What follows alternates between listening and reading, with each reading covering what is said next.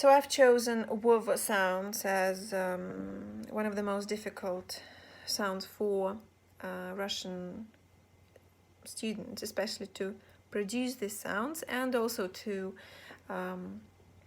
recept, to get them in fluent speech and connected speech, to understand them.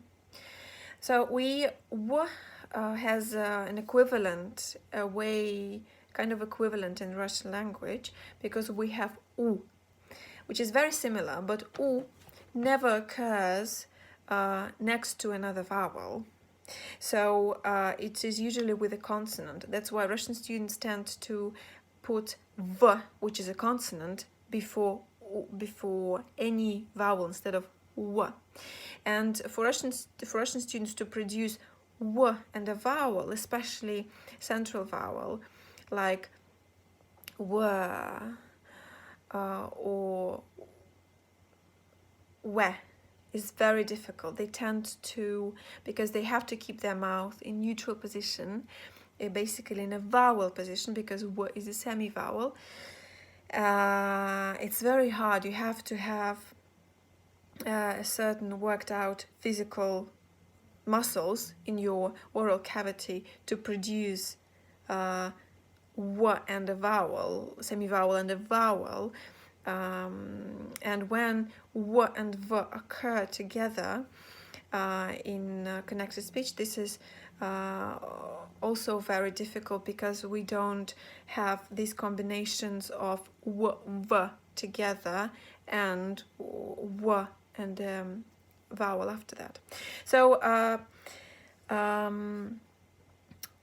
I would present the physical aspect of W. I would present through contrast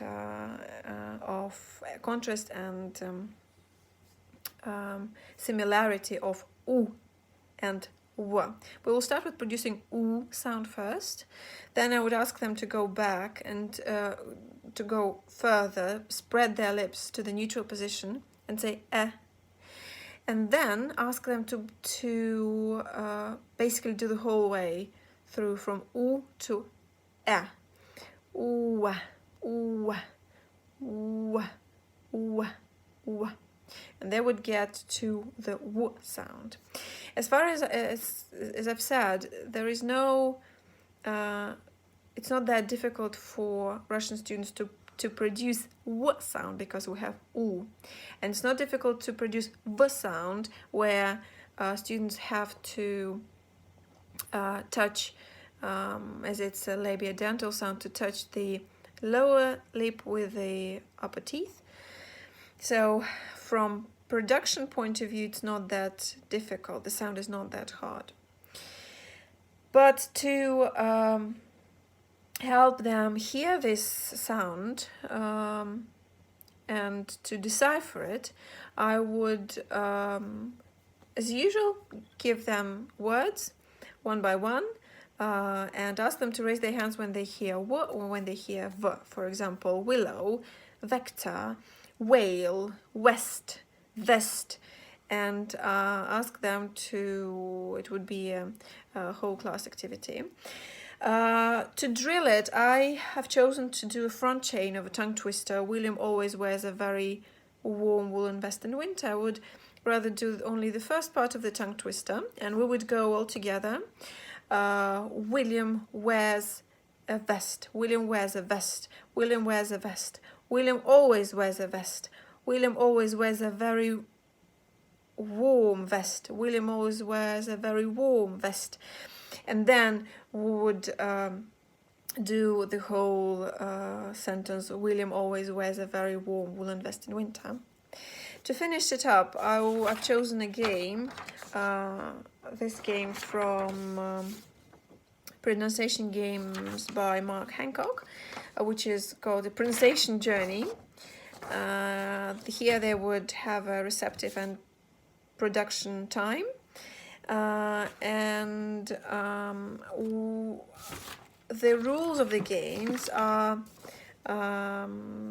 so that they have, I would give them minimal pairs. On the right, these are the, if I name this these words, they would have to turn right. If I name words on the left, they would have to turn left. So they would play one round with me, and then I would give them these words. I would put them on the board. They would play in pairs, and after that, if I hear that everything is fine and they're very good with it and they've mastered the sound, I would then we would then elicit 4 more pairs or minimal pairs of WOVA, and then we would play 1 more or 2 rounds of the same game in pairs with different minimal pairs. I think that's it.